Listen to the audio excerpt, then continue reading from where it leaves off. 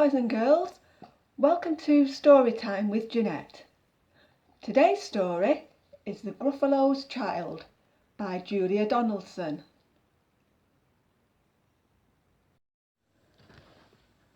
The Gruffalo said that no Gruffalo should ever set foot in the deep dark wood.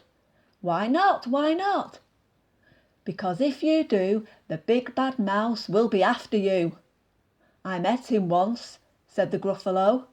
I met him a long, long time ago.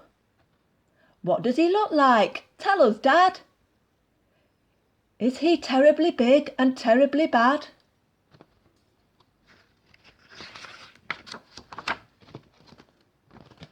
I can't quite remember, the Gruffalo said. Then he thought for a minute and scratched his head. The big bad mouse is terribly strong, and his scaly tail is terribly long. His eyes are like pools of terrible fire, and his terrible whiskers are tougher than wire.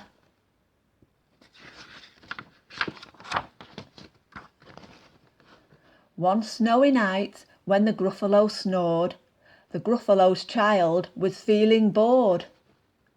The Gruffalo's child was feeling brave, so he tiptoed out of the Gruffalo cave.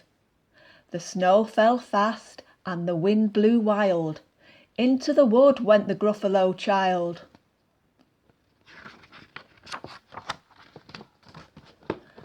Aha, aho, a trail in the snow.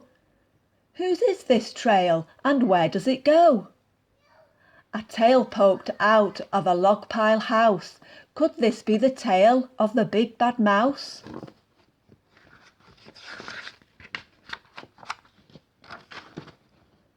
Out slid the creature.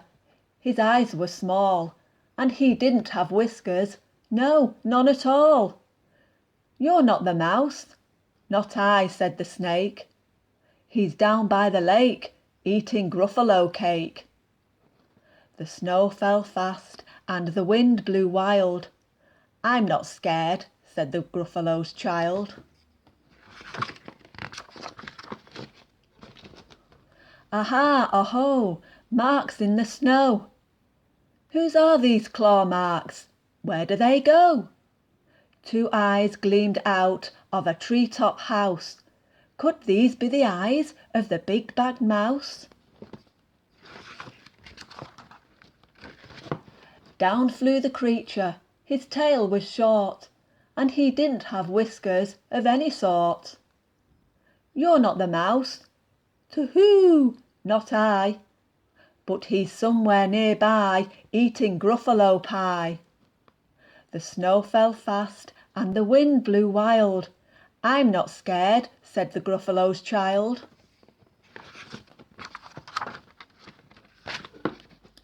Aha, aho, a track in the snow. Whose is this track and where does it go? Whiskers at last, and an underground house. Could this be the home of the big bad mouse?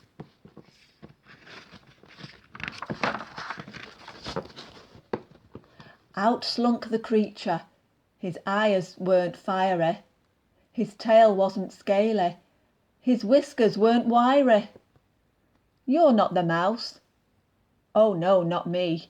He's under a tree, drinking Gruffalo tea. It's all a trick, said the Gruffalo's child, as she sat on a stump where the snow lay piled. I don't believe in the big bad mouse.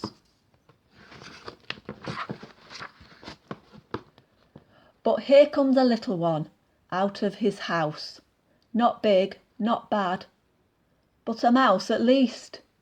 You'll taste good as a midnight feast.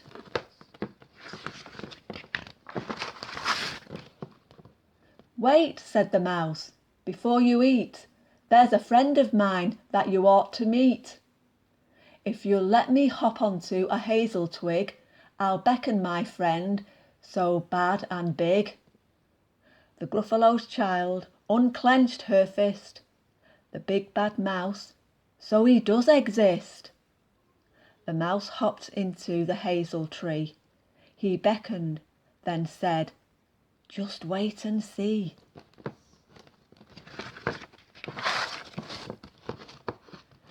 Out came the moon. It was bright and round. A terrible shadow fell onto the ground. Who is this creature so big, bad and strong? His tail and his whiskers are terribly long. His ears are enormous, and over his shoulder he carries a nut as big as a boulder. "The big bad mouse!" yelled the Gruffalo's child. The mouse jumped down from the twig and smiled. "Aha, aho, prints in the snow. Whose are these footprints? Where do they go?"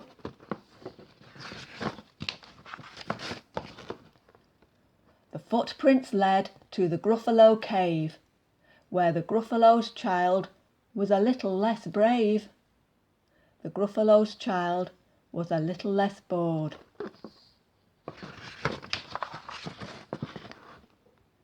And the Gruffalo snored and snored and snored. And that's the end of our story for today. Thank you for listening.